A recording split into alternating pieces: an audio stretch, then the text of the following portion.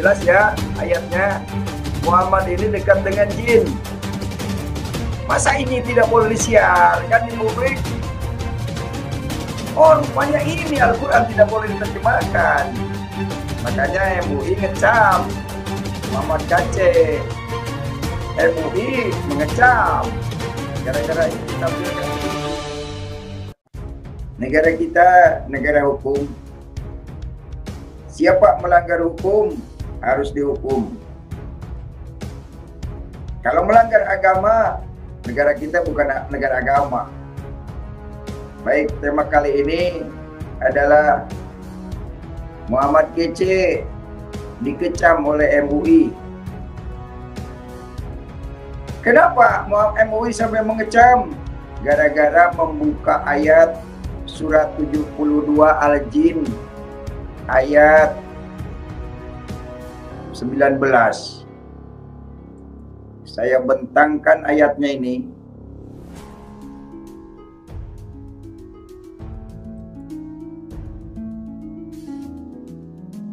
Saya dapat informasi Muhammad KC dikecam. Channel Muhammad KC dikecam oleh MUI gara-gara mengatakan Muhammad dekat dengan jin. Nah, ini dia ayatnya. Saya akan bentangkan ayatnya yang membuat Muhammad KC dikecam oleh MUI. Nah, ini dia. Ini ayat jelas di dalam Al-Quran yang bunyinya begini. Bismillahirrahmanirrahim. Wa annahu lamaqama Abdullahi yaduhu kadu yakanuna alaihi libada. Artinya, ini terjemahannya begini. Dan sesungguhnya ketika hamba Allah Muhammad berdiri menyembahnya, melaksanakan salat, mereka jin-jin itu berdesakan mengerumuninya. Jelas ya ayatnya, Muhammad ini dekat dengan jin. Masa ini tidak boleh disiarkan di publik? Oh, rupanya ini Al-Quran tidak boleh diterjemahkan. Makanya MUI ngecam Muhammad KC. MUI mengecam gara-gara ini ditampilkan di publik. Katanya Al-Quran untuk semua manusia.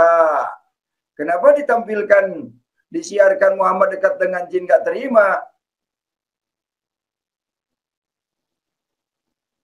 Lalu saya bertanyakan, di mana ayatnya Muhammad dekat dengan Allah? Nggak bisa jawab, lapor polisi. Saya dapat sumber dari Detikom. Terima kasih Detikom sudah memberikan informasi. Baik, kita ngobrol-ngobrol, bincang-bincang lah dengan Pak Wahyu Ilahi. Salam Pak Wahyu, salam sadar. Salam, salam sadar Pak KC. Salam sadar. Ini MUI katanya mengecam Muhammad KC menurut berita di Detikom. Jadi gara-gara menyampaikan Muhammad dekat dengan jin. Ya ini memang ayatnya ini jelas. Bukannya pada nyadar, malah melaporkan. Emangnya Muhammad KC nggak bayar pajak apa? Polisi bisa diperalat. Saya bayar pajak loh ke negara untuk bayar aparatur sipil negara. Untuk membayar para polisi TNI. Ya polisi dan TNI harus dilindungi saya ini. Menyampaikan kebenaran kok dikecam-kecam. Ini sama penjajah ini. Oke, tanggapannya Pak Wahyu gimana dengan pelaporan Muhammad KC nih? Ya sebenarnya begini Pak KC ya, kalau kita komitmen pada sebuah ajaran, pada sebuah kitab, kalau kitab itu dikatakan untuk semua manusia, rahmatan, kan begitu. Ya tentunya kan boleh dong, dan sekarang kan juga tidak seperti zaman Bahlak lagi, sekarang kan sudah zaman era terbuka. Ya boleh dong Pak KC membaca, setiap orang membaca, karena ini kan ditampilkan, ada di YouTube, ada di blog-blog Muslim. Iya, betul. Jadi ya hak kita, karena memang Al-Quran ini kalau mereka percaya kepada Tuhannya, kepada Allah, tentunya kan Quran ini bukan untuk MUI saja, untuk semua orang, kan begitu. Iya toh? Lah kalau untuk Iya. semua orang, ketika orang membaca, orang menyampaikan, ya itu kan udah tidak bisa dihai kepada seseorang. Alkitab, Injil, ya toh, Al-Quran atau kitab yang lain itu yang sudah ditaruh di blog-blog situs-situs yang ada itu milik semua umat. Karena firman itu kan bukan milik kelompok tertentu, tidak, tapi semua umat. Tinggal umat itu mau percaya yang mana, ajaran mana yang sesuai dengan hati nurani, sesuai dengan kebenaran, sesuai dengan fakta, kan gitu, fakta sejarah, fakta yang terjadi, kan begitu Pak KC. Benar. Nah, tidak boleh, ya toh, tidak boleh. Terus kemudian itu diklaim, oh itu milik saya, itu milik umat tertentu, tidak, ya. Menjadi milik umat itu artinya begini, menjadi keyakinan Pak KC, menjadi jalannya, pilihannya. Nah itu menjadi milik pribadinya dia. Nah ketika menjadi milik pribadi, contohnya seperti ini Pak KC. Saya seneng mobil itu warna hitam Pak KC, iya toh. Nah, saya belilah mobil hitam. Tetapi tetangga saya atau teman saya mengatakan, kenapa kamu nggak pilih mobil putih? Ya toh, lah itu hak saya. Udah keyakinan saya senang hitam. Kalau kamu senang putih ya silahkan, kan begitu.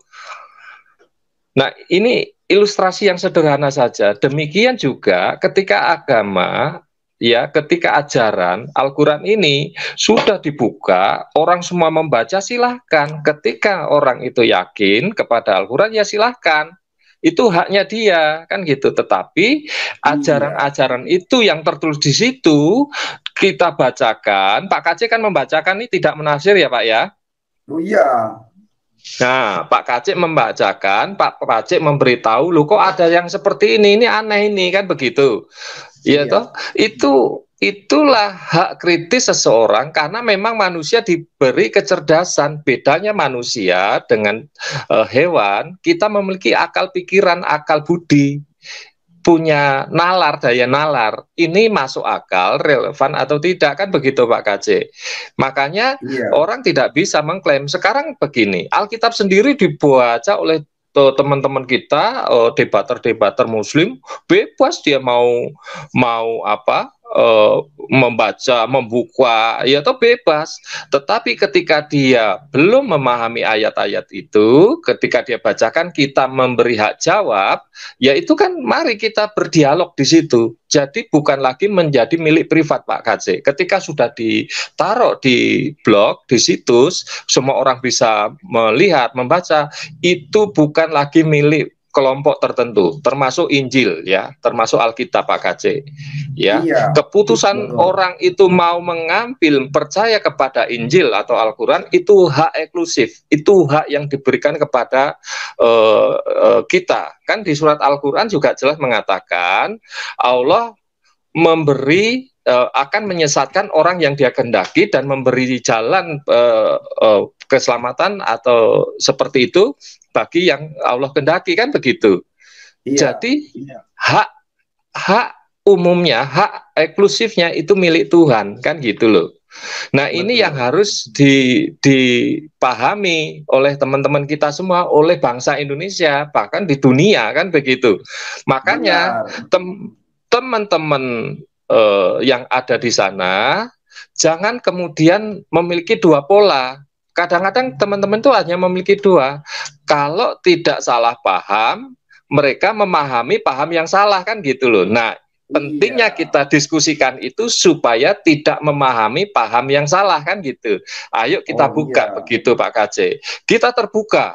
Ayo, ya, diskusi, ayo gitu loh. Apakah benar Nabi Muhammad itu bisa memberikan syafaat, kan begitu. Ayo memberikan jalan masuk surga. Ayo kita buktikan. Ya sesuai ayat Anda, sesuai yang tertulis di Al-Quran, juga tertulis yang di Injil. Kalau Yesus adalah jalan kebenaran dan hidup, jelas dikatakan bahwa tak seorang pun datang kepada Bapa ke surga, tempat Bapa itu di surga, kalau tidak melalui Yesus, kan begitu. Nah, kalau memang Nabi Muhammad bisa membawa keselamatan, bisa bersyafaat untuk umatnya, buktikan, kan begitu. Kita bisa sama-sama belajar, kan, seperti di surat Al-Baqarah 272, surat Asy-Syura 3, surat Al-Qasas 56, surat Al-Ra'd 40, surat Ghasyiyah, ya, Al-Ghasyiyah, ya, di situ juga jelas. Apakah surat-surat ini menunjukkan kalau Nabi Muhammad membawa orang masuk ke surga?